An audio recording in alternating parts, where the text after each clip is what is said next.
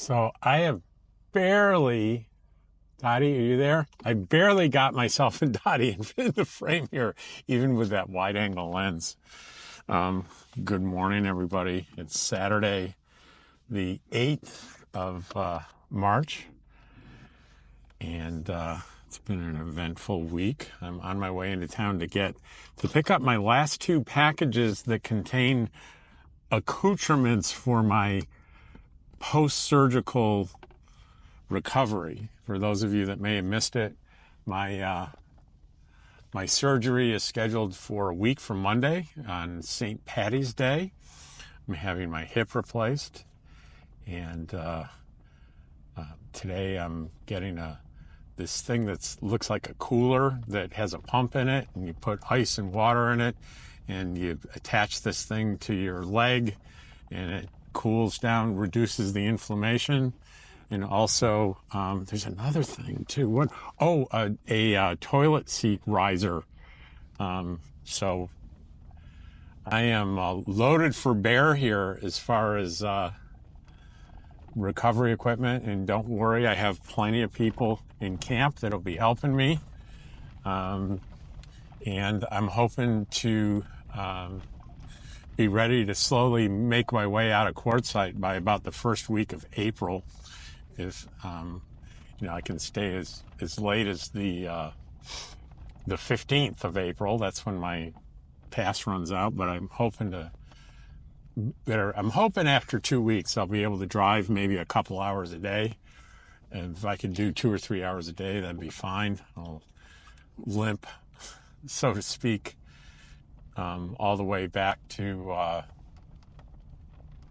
New Mexico and maybe hit some New Mexico state parks. And yes, I know the rate has gone up, but I have a season pass that doesn't expire until the end of July. So I'm in pretty good shape there. I've got my solar. I don't necessarily have to have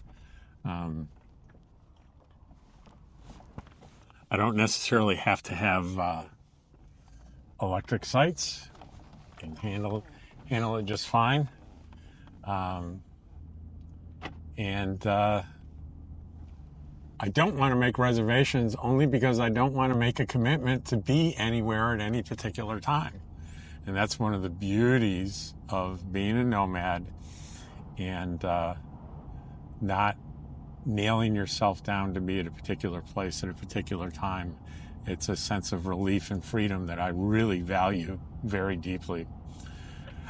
My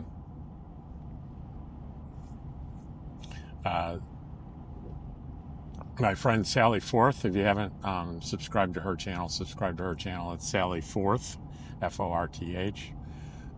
She and another friend of mine are embarking on an exciting adventure all through the western United States for the summer, and they're making no reservations, and I applaud that. No reservations, meaning they're flying by the seat of their pants and experiencing that sense of freedom that I talk about so much with this lifestyle.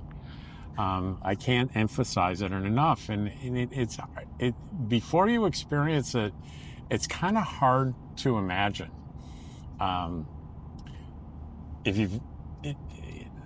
I didn't anticipate it because I didn't understand what it might be like not to be tied down with commitments. And the number one commitment being, I'm renting an apartment, I've bought a home, I have a place that I'm living or a job that I'm attached to, and even friends and family that I'm attached to. Now, keep in mind, you can keep those friends and family. It's nomad, but it's a little bit different. The relationship's a little bit different. But it's not, it's adequate for me, and I love it the way it is. I'll be leaving soon quartzsite and my close friends at quartzsite, and it'll be sad leaving them. Don't get me wrong. That is a sad part of being a nomad, but knowing that I'll reunite with them again, and most of them in the following year, gives me, it cushions the blow a little bit. but just the sensation of being free. Now, I have a commitment now. I've got that. This is the first commitment I've had in a long time. I had a commitment to the surgery, right? I mean, I could change my mind, but that'd be not a very smart move. So I'm committed to showing up in Yuma to my surgery. I'm committed to hanging out for, a couple of 2 or 3 weeks to recover so I can be a nomad again. So, but other than that, I have no firm commitments. Now, yes, I'm going to be, I plan to be in Eagle Nest from June 1st through maybe the end of September, but that's not technically a reservation, and that's not technically a commitment. That's a plan. So I can change that plan at any time. And I plan on coming back to Quartzsite probably in November of next year. And that is not a commitment, that is a plan. Plans can be changed much easier than commitments can. Now, does this mean I don't commit to anything? Well, that's not true. I still have a small private practice as a counselor, and I have commitments to my patients, to my customers. And I intend to honor those commitments.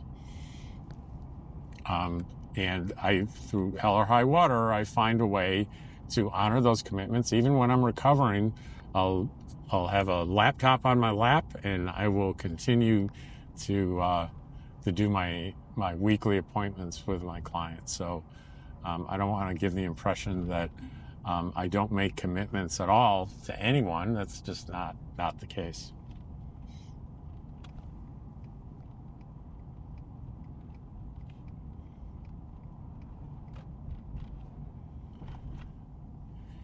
I know there's a lot of tension in the world and among a lot of people because things seem to be changing so fast, and there's so much news that might be disturbing to some people. And this comes up quite a bit in my sessions with people that want to talk about their feelings and emotions. And so it becomes my job to, how do I help this person through this period of anxiety that they're feeling? And what I try to remind my patients of, and myself, is that no one is really good at predicting the future. It just doesn't happen. The future is always uncertain. And really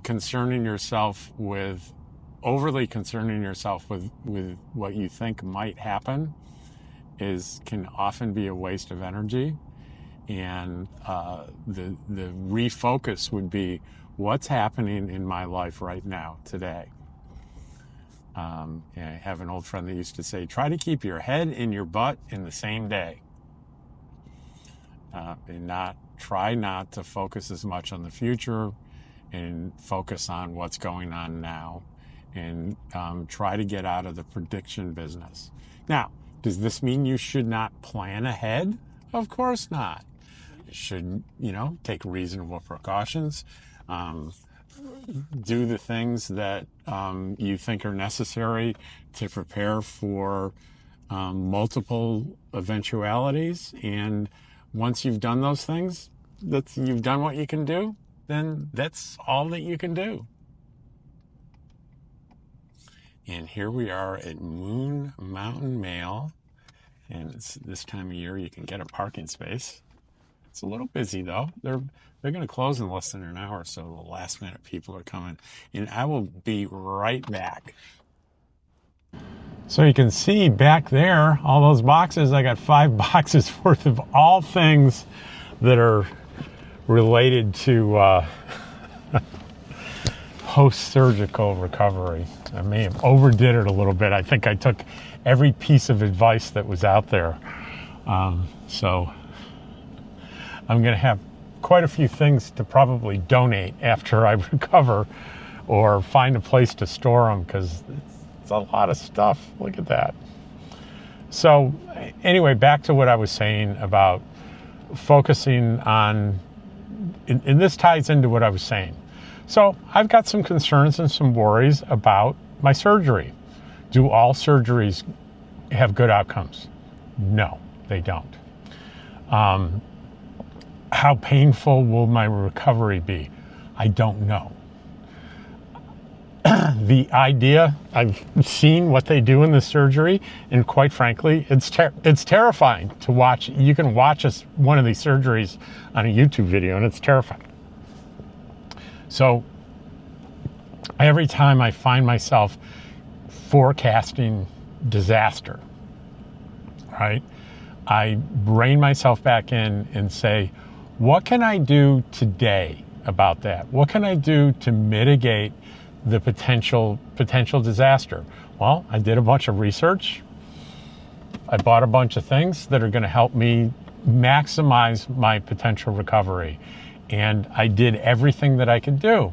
And right now, there's not one more thing I could potentially buy or get that is going to increase the potential for a good outcome.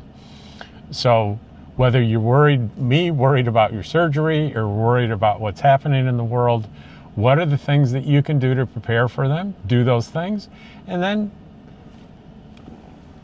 telling you what's going to happen is going to happen, right? And if you've done everything that you can do for yourself and for your family and loved ones, then there's nothing more to do.